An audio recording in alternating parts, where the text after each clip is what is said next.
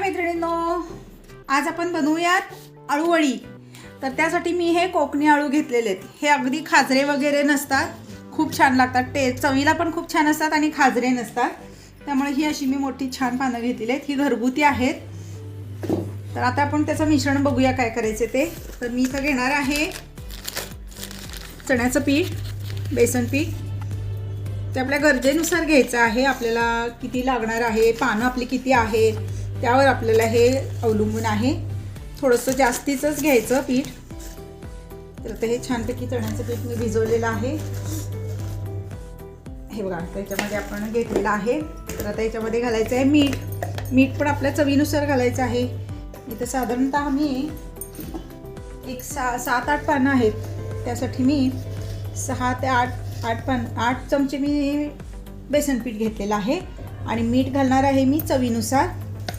फार पण आपल्याला अगदी खारं करायचं नाही आहे। आणि याच्यामध्ये घालायचे आहे धणेपूड,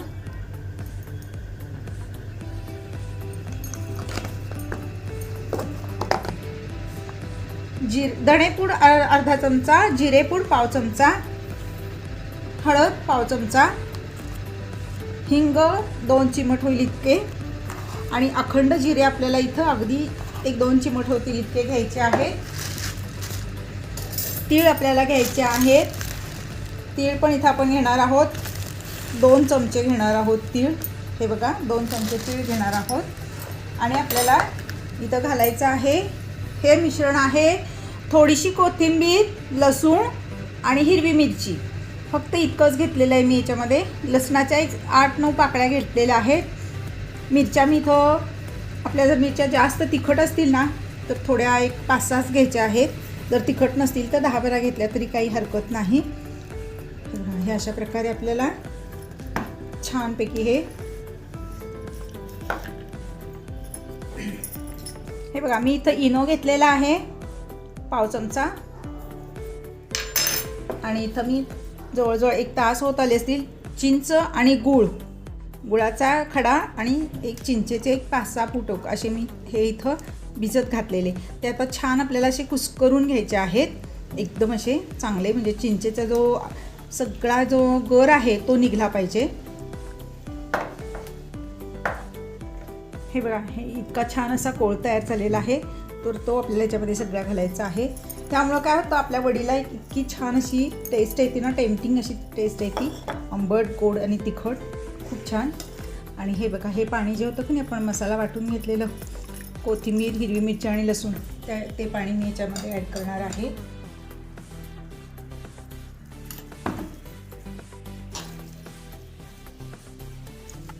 हे अगदी आपल्याला पातळ पण करायचं नाही बरं का मिश्रण। आपल्याला ते आळूच्या पानांवर लावता आलं पाहिजे, अशा पद्धतीनं आपल्याला ते, हे बघा, हे अशा प्रकारे आपल्याला हे बॅटर तयार करून घ्यायचं आहे।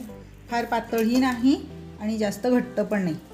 तुम्ही ह्या स्टेजला थोडंसं झाकून बघून मीठ वगैरे वाढवू शकता। तर आता हे आपण ठेवूया झाकून बाजूला आणि आळूच्या पानांचं बघूया आपण। हे बघा, आता आपण काय करूया, आळूच्या पानांचं आपण बघूया। ही आळूची पानं आहेत छान, त्याची मी देठं काढलेली आहे। तर आता आपल्याला काय करायचं आहे,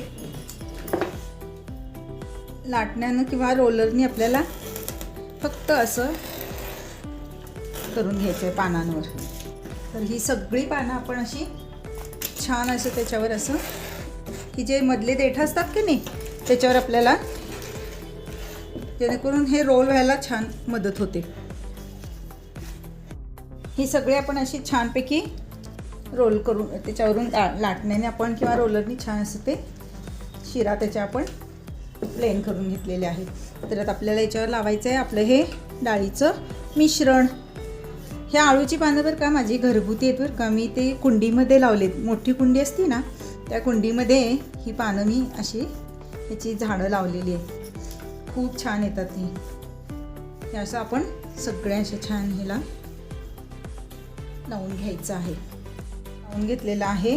तर आता आपण याच्यावर ठेवणार आहोत आणखीन 1 पान, आणि परत आपल्याला याच्यावर असं हे लावून घ्यायचं आहे। अशी आपण सगळी पानं एकमेकावर असं ठेवून छान असं लावून घेऊयात बरं का। हे बघा, हे अशा आपण छानपैकी पानं एकावर एक अशी लावलेली आहेत. तर आपल्याला ही करायची आहे अशी छान याची रोल.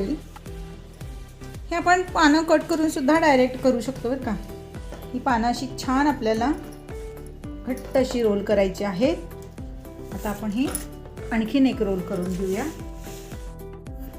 आपण आणखी मघाशी एक पद्धतीनं आपण असे रोल केले होते ना असे, तर आता आणखीन एक पद्धत आपल्याला आहे. तर आता हे आपण काय करायचं आहे, असं फोल्ड करायचं आहे. ही पण खूप छान होते बरं का वडी, म्हणजे लेयर्स खूप छान पडतात ह्याला असे जर केले तर. आणि परत आपल्याला ह्याला थोडंसं आपल्याला आतनं बॅटर लावायचं आहे आणि हे अशा पद्धतीनं रोल करायचे आहे. हे बघा, हे अशा प्रकारे आपण सगळ्या असे रोल करून घेतलेले आहेत पानं. तर आता आपल्याला हे ठेवायचं आहे आपल्या स्टीमरच्या प्लेटमध्ये. आणि आपण हे सगळं करेपर्यंत की नाही एक साईडला अशी छानपैकी आपण स्टीम तयार करायला ठेवलेली बरं का स्टीमरमध्ये. हे बघा, सगळ्या वड्या अशा छान बसल्या ह्याच्यामध्ये. आता आपल्या हे बघा, आपण हे सगळं करेपर्यंत की नाही प्रोसिजर हे आपण स्टीम करायला ठेवले. तर आता हे आपण याच्यामध्ये ठेवून द्यायचं आहे असं. आणि छानपैकी एक 25 मिनटं तरी साधारणतः 20 ते 25 मिनटं आपल्याला हे छान स्टीम करून घ्यायचं आहे. हे बघा, हे 20 ते 25 मिनटं झालेली आहेत. आहा, आपल्या इतक्या सुंदर असे छान अशा वड्या शिजलेल्या आहेत. तर आता हे आपण गार व्हायची वाट बघायची. गरम गरम असताना आपल्याला ह्या कट करायच्या नाही आहेत, गार झाल्यावरच आपल्याला त्या कट करायच्या आहेत. तर आपण हे थंड व्हायची वाट बघू. हे बघा, हे अशा प्रकारे आपण वड्या सगळ्या कट करून घेतलेल्या आहेत. आणि मी इथं थोड्या वड्यांचे असे बारीक पीसेस केलेले आहेत, कारण आपल्याला ह्याची बनवायची आहे भाजी आणि हे करायचे आहेत आपल्याला तळून. तर आता आपलं हे सगळं प्रोसिजर करेपर्यंत आपलं तेल गरम करायला ठेवलेलं. तर तेल आपलं गरम झालेलं आहे. तर आपण सर्वप्रथम हा वडा तळायला टाकूयात.